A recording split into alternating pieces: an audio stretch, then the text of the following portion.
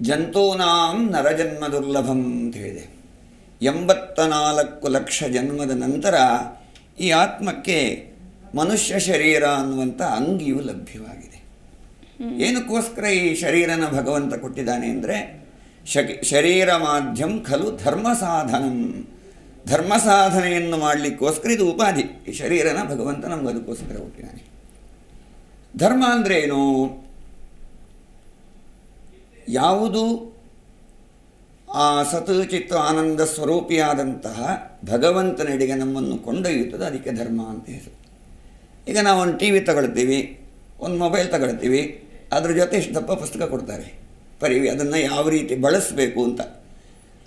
T ವಿಯನ್ನು ಬಳಸೋದು ಹೇಗೆ, ಮೊಬೈಲನ್ನು ಯಾವುದೇ ಆಗಲಿ ಒಂದು ವಸ್ತು ತಗೊಂಡಾಗ ಅದನ್ನು ಯಾವ ರೀತಿ ಬಳಸಬೇಕು ಅಂತ ಹೇಳಿ.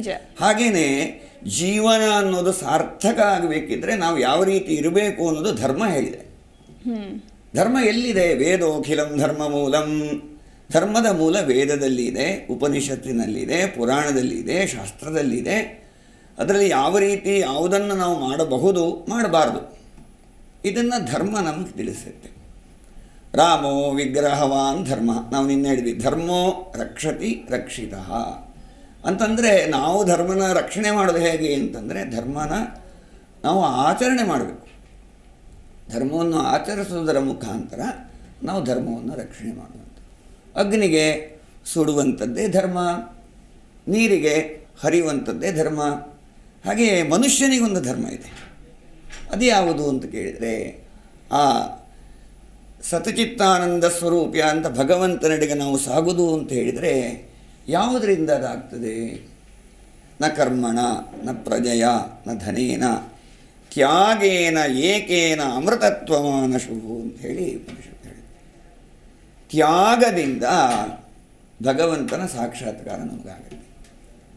ಯಾವುದನ್ನು ತ್ಯಾಗ ಮಾಡಬೇಕು? ಏನೇನೋ ತ್ಯಾಗ ಮಾಡಿದ್ರಾಗಲ್ಲ.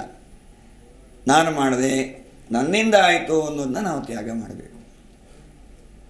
ಅದನ್ನು ಹೇಗೆ ಅನ್ನೋದು ಧರ್ಮ ಹೇಳುತ್ತೆ ನಮಗೆ. ಆ ಧರ್ಮವನ್ನು ನಾವು ಆಚರಣೆ ಮಾಡಿದಾಗ ಸರಿಯಾದ ರೀತಿಯಲ್ಲಿ ಮಾಡಬೇಕು.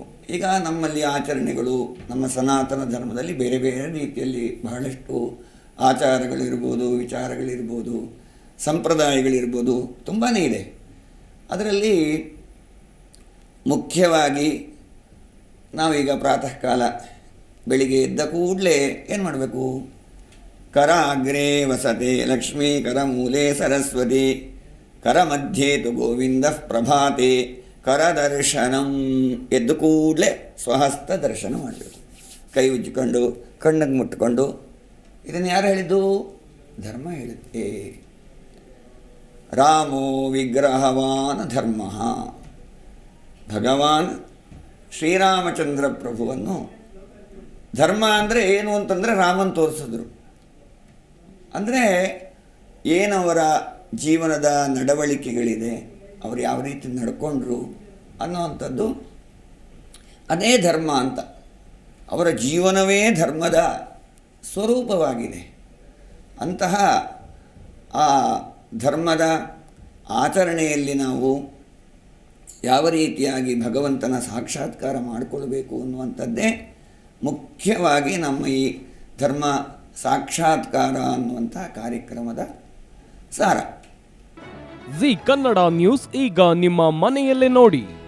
ಎಲ್ಲ ಕೇಬಲ್ಗಳಲ್ಲಿ ಈಗ ಲಭ್ಯ.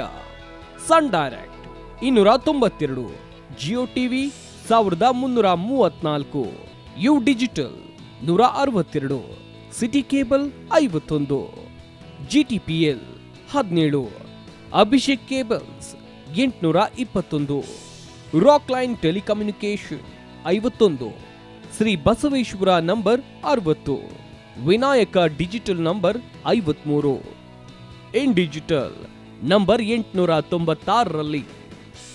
ನಿಮ್ಮಿಸ್ತದ ಜಿ ಕನ್ನಡ ನ್ಯೂಸ್ ನೋಡಿ ಆನಂದಿಸಿ.